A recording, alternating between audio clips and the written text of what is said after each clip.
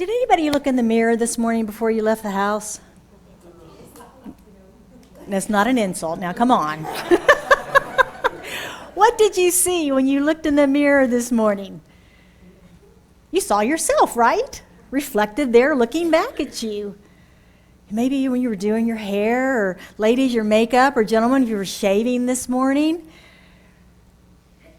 Were there any judgments around any of that you saw reflected in that mirror? The skin, maybe not so firm anymore. The hair, a little whiter than it used to be. Maybe. We have judgments, don't we? Particularly in that mirror. Oh my gosh. What we see looking back in it sometimes. But sometimes we adore ourselves, as the song said, don't we? We feel very positive. We feel very uplifted. Sometimes it's, I'll try again later, right? Usually with the hair, for me. Whatever. Now imagine that mirror, though. Imagine that mirror is a computer. And all you do to make it work is a magic mirror. You look into it, and whatever you're thinking reflects back to you on the screen. Imagine that. Well, that's how the law of reflection works in the universe. This universal spiritual law that we're talking about today, the law of reflection. And whatever we're thinking about eventually manifests in our world in form and or circumstance. And Ernest Holmes, as I mentioned, the founder of Centers for Spiritual Living and the author of The Science of Mind, he says thoughts are things. Now, he said this back a long, long time ago, and we hear it today as well. Thoughts are things. A thought is like an image held in front of a mirror. The reflection in the mirror is the thing or the effect. If you're familiar with the Science of Mind teaching and our teaching symbol, the top part is the idea, the thought, or God. The middle part is all of these universal laws that we talk about, cause and effect, law of reflection, all of those. And then below is the manifestation, or the seed, soil, plant analogy that we sometimes use. And that's what he's talking about, is that the thing that we see, the reflection, is just the effect. And we know that from our own mirrors, don't we? That the reflection is the effect of seeing ourselves. That it's not in the mirror, right? It's just a reflection. So what do you see reflected back in the forms and circumstances of your life? As you look around your life in all of various areas, your health, your career, your finances, your relationships, what do you see reflected back to you in the circumstances of your life? Who's running your life? That's our title today. Who's running your life? And it's based on this book, Count Your Blessings. I don't know about you, but have you noticed that people have a tendency to talk about what they really don't like, complain about what they don't like, or they talk about what they really, really love? They gush on and on and on. Not a lot of conversation about the stuff in the middle, because we don't have any energy around it. The stuff on either end of the spectrum, though, is usually where we spend a great deal of our energy. If we look deeply and honestly at the things that we dislike in others, character traits is what John DeMartini calls them, the character traits that we don't like in others, we might begin to realize that what it is that we dislike in others is what we have not yet become grateful for and loving of in ourselves. Think about that for a moment. That's a profound statement. What we dislike in others is what we have not become grateful for and loving of in ourselves. Let's bring to mind characteristic of something in someone that maybe you don't like. Let's use the example of someone that's a know-it-all. No matter what, you go and you have a conversation and they one-up you. They always know more. Oh, yes, I did that 20 years ago, and here's the better way, right? Anybody know any of those type of people in your lives? Okay, so think about that person. John has a story in his book about a daughter whose father has recently passed away. And mom's not doing real well living on her own. So she's having this conversation with John, and she's like, I really need to move mom in with me. And then she just kind of shudders, and he asks her about that. Why? She says, oh, my mother, she's such a know-it-all. She's such a know-it-all. And he says, well, tell me about that. And she said, well, just last week I went to the doctor and I was telling my mom about it, and she had to tell me all this stuff that I had to do and how she could do it better and all of this stuff. And she just went on and on and on with this story. And at the end of the story, she very adamantly says, I'm 34 years old, and there's nothing my mother can tell me that I don't already know. And John was silent and let that hang in the air until she could hear the echo of that and recognize this principle. Recognize the principle that here she was saying, doing the same thing that she despised that her mother did, right? But she had not yet learned to love that within herself. John says we have a funny way of letting people with whom we're infatuated and those toward whom we're angry dominate our thoughts and conversations, and sometimes even make us sick. Worried, sick.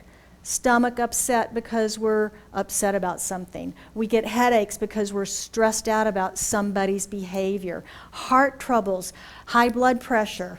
Our body manifests these things because of our emotions, doesn't it? So if we have the power to make ourselves sick, do we have the power to make ourselves well? Makes sense. John goes on to say, but once we see that we personally have all those characteristics that we like or dislike in others, we have the power to run our own lives. We then have the power to run our own lives. Now, it can be difficult to see both sides of this. As I played with this concept this week, thinking about the things that I dislike in others, characteristics or traits, things I might not prefer, and also things that I like about in other people. It's like, I don't have that in me.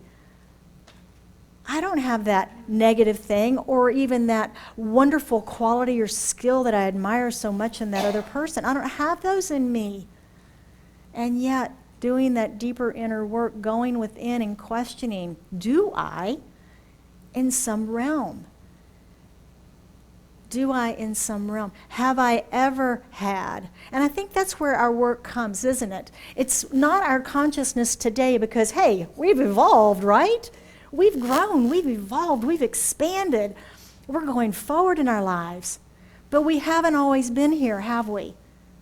Our thinking hasn't always been this clear or this clean. We've all had experiences in our life. And maybe because of those experiences, we can see them in the other person, and because we've healed it and they haven't, we don't like it. Why can't they heal? Right? This is subconscious stuff, right? It's not on the conscious level for us. John tells us another story about a woman who was at a conference of his, and she walked up to a young man and she complimented him on his beautiful shirt. He had painted a rose on his shirt, and she asked him, she says, oh my gosh, who's the artist that did this shirt? And he goes, oh, I painted it. She goes, oh my gosh, you're a wonderful artist. He goes, I'm not an artist, no. I just did my airbrush on this. She said, no, it's beautiful, you're an artist. He says, no, I'm not an artist. I appreciate art, but I'm not an artist. I just do a little airbrush here and there. Right? John overhears this, and so he walked up and joined the conversation, and he asked her, he said, so where is your creativity? She goes, I'm not creative. I'm not an artist.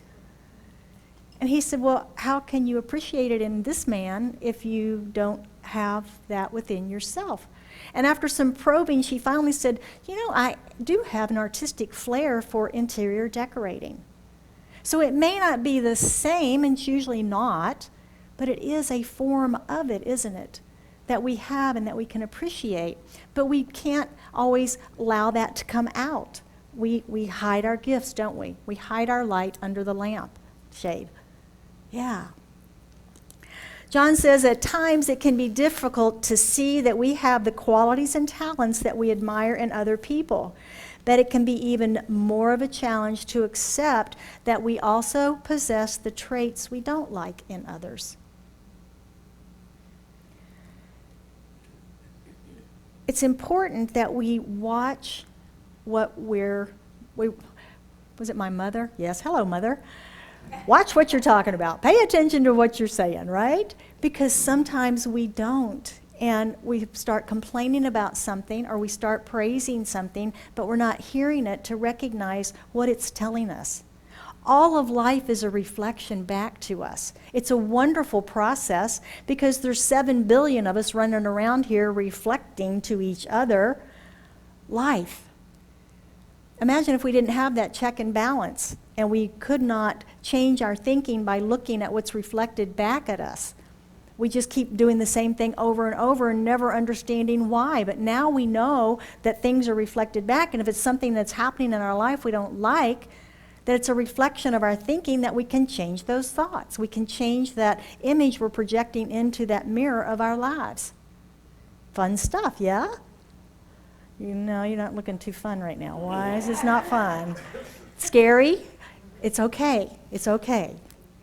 Again, the idea can be powerful and bitter medicine, can it? It can be powerful and bitter. Because of that, it's much easier. Tell me if I'm wrong.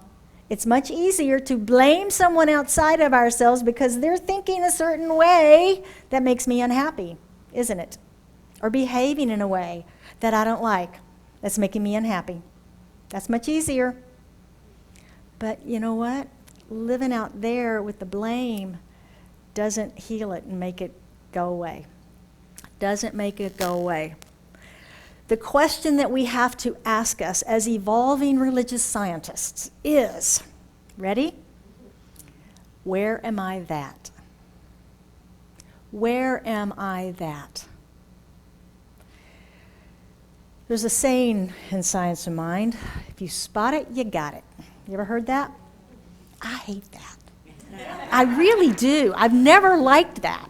Because once I learned it, of course, whenever I'm complaining about something, I get to ask myself that question. And the same thing, it's like, no, I'm not that anymore. Right?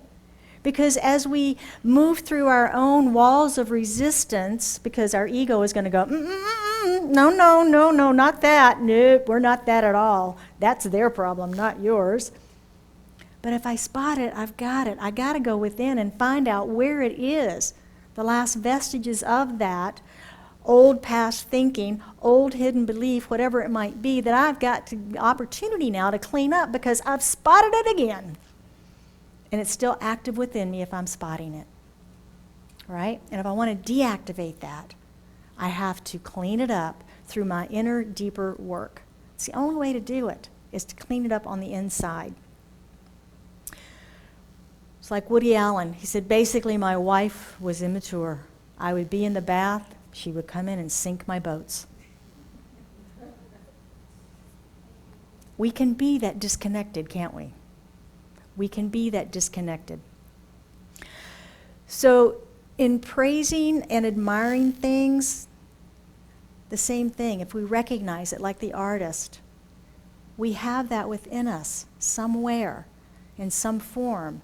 We may just be hiding it from ourselves. We may just be hiding it from ourselves.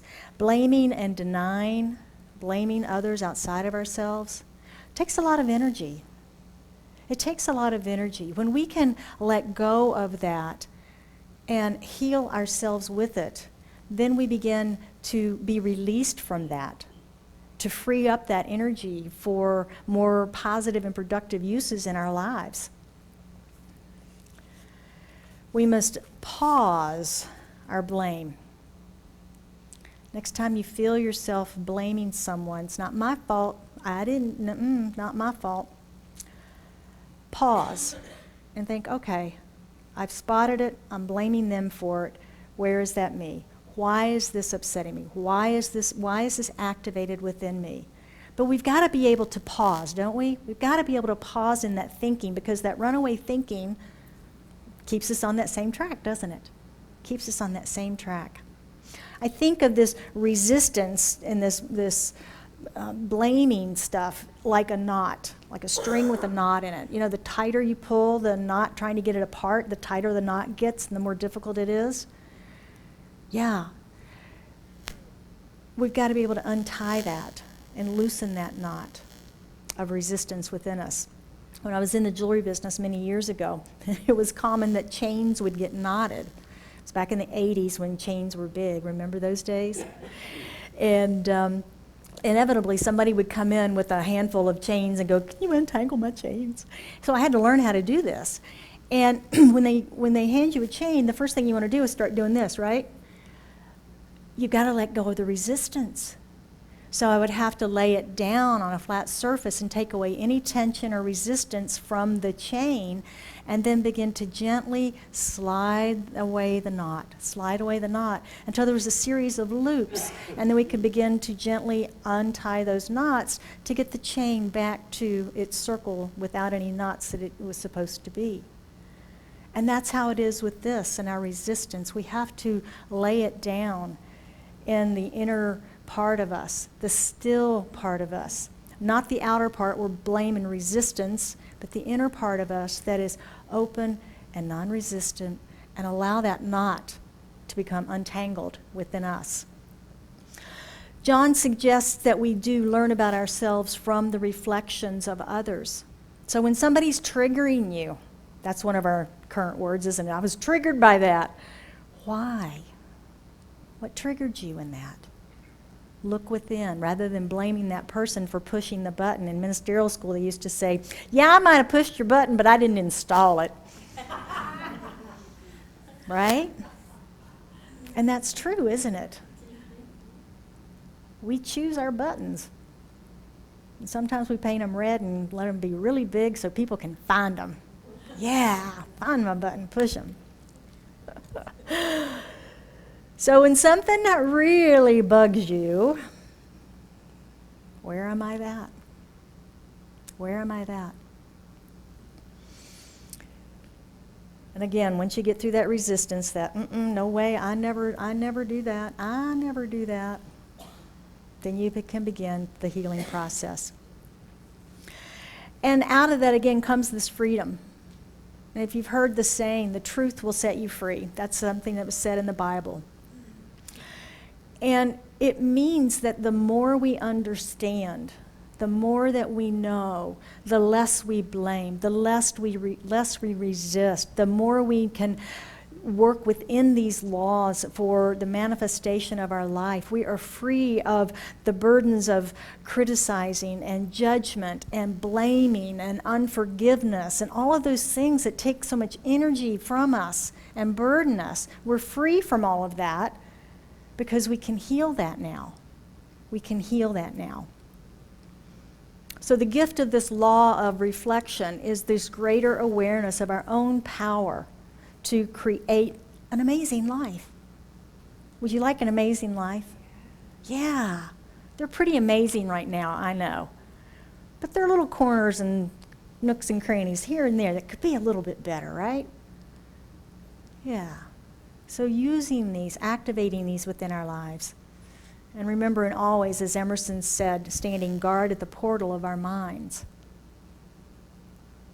Recognizing the complaints, recognizing the blame, recognizing the praise even, and finding the truth of who we are. Let's move into our practicing the principles this morning.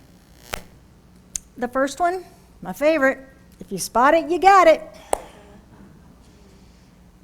You're all going to be so upset with me this week when something happens and you go, "Oh my gosh, I can hear that in my head. I've spotted it, I've got it."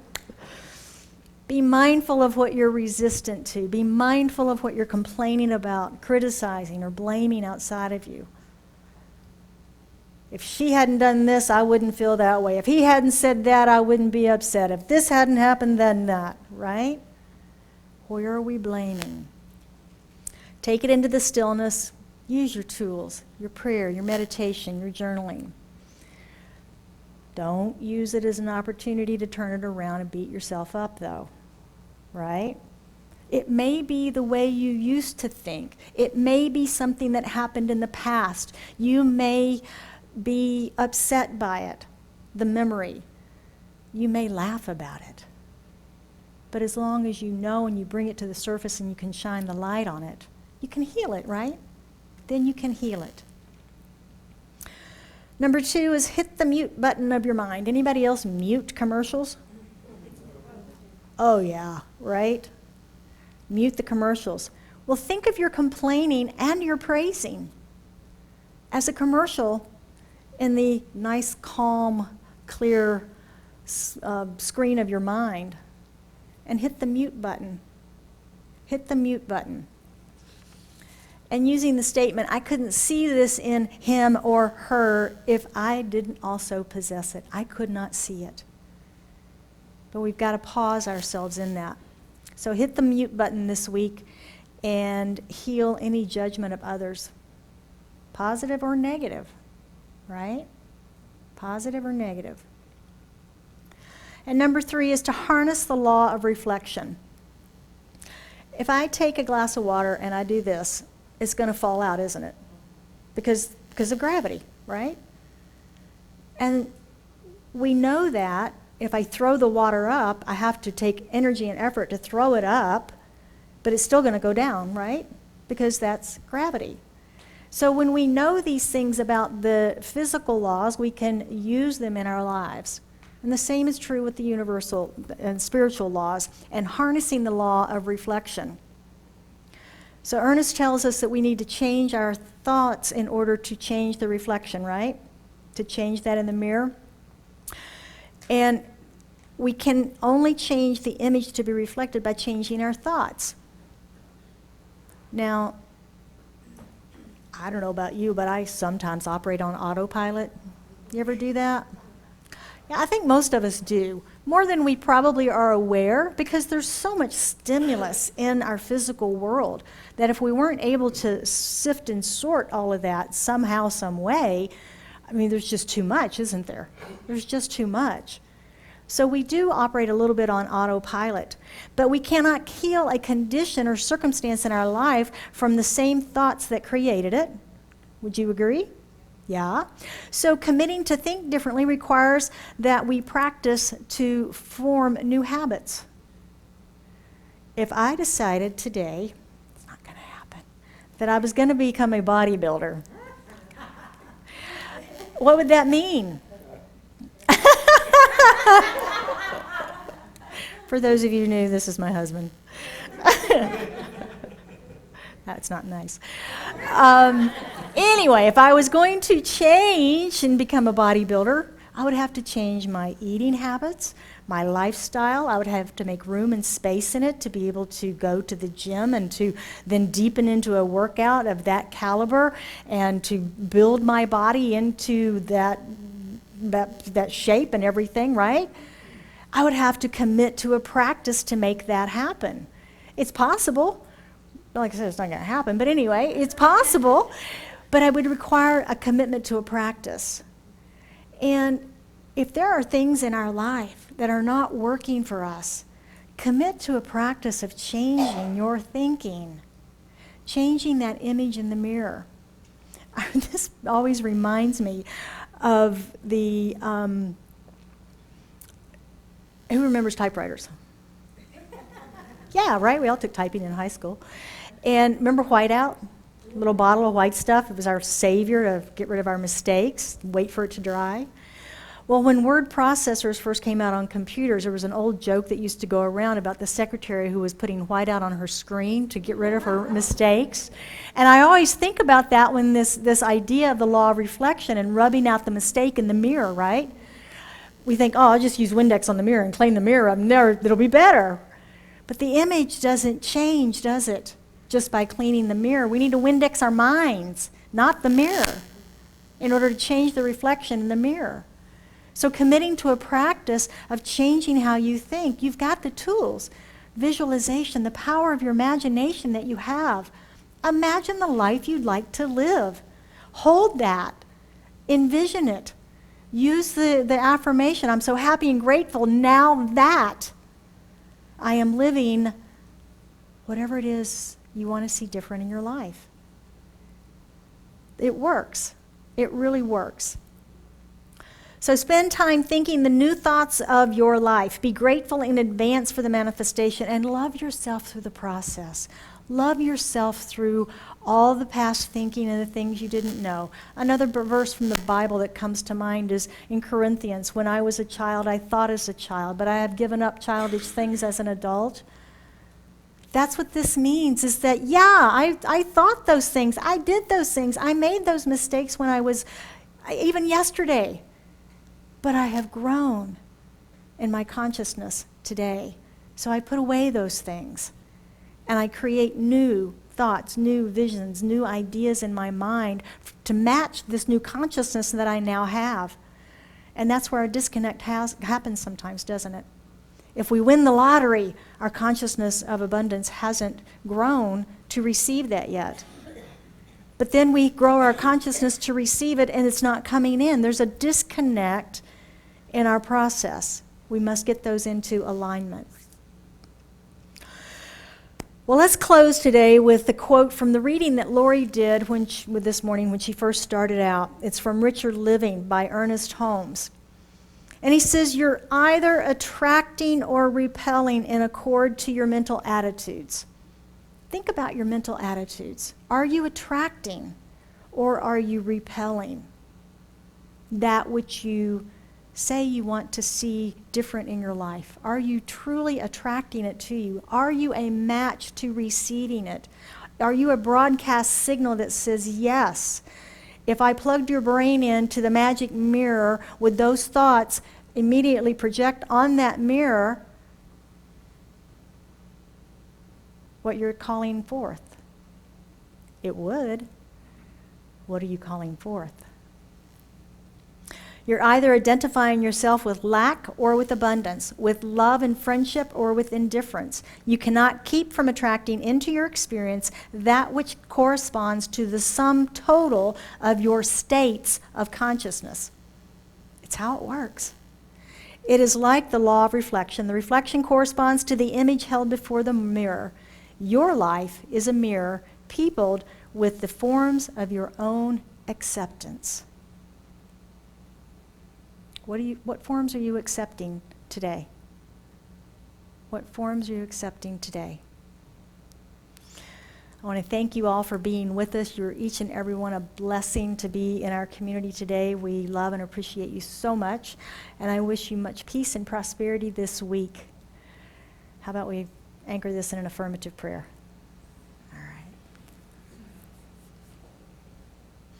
How good it is that we come together on Sunday mornings in community and connect in the one as the one.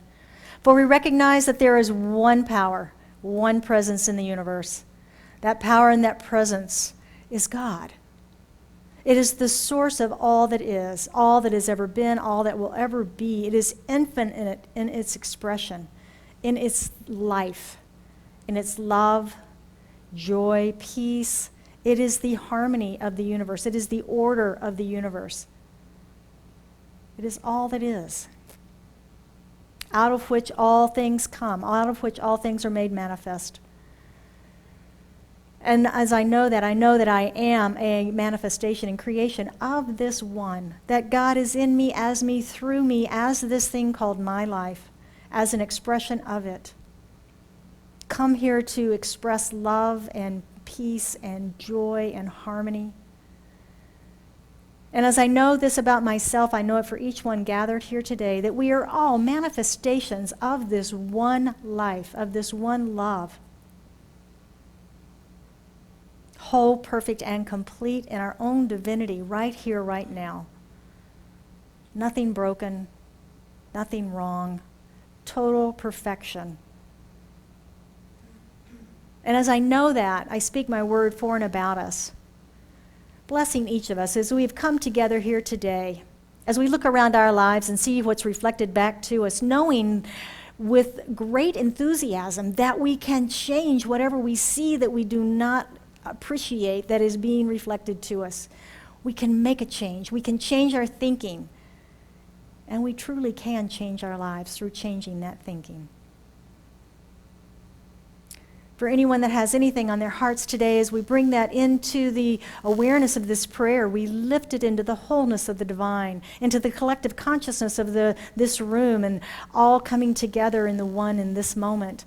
Knowing that whatever needs to be healed is healed, whatever needs to be revealed and clarified is done, whatever order needs to be restored, whatever information needs to arise, whatever the need is, it is done as we believe, and we believe it is filled in this moment.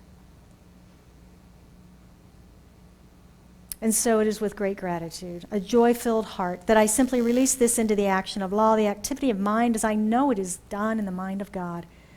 It too will be done in form. I release it, I let it be, and we affirm it together by saying, and so it is.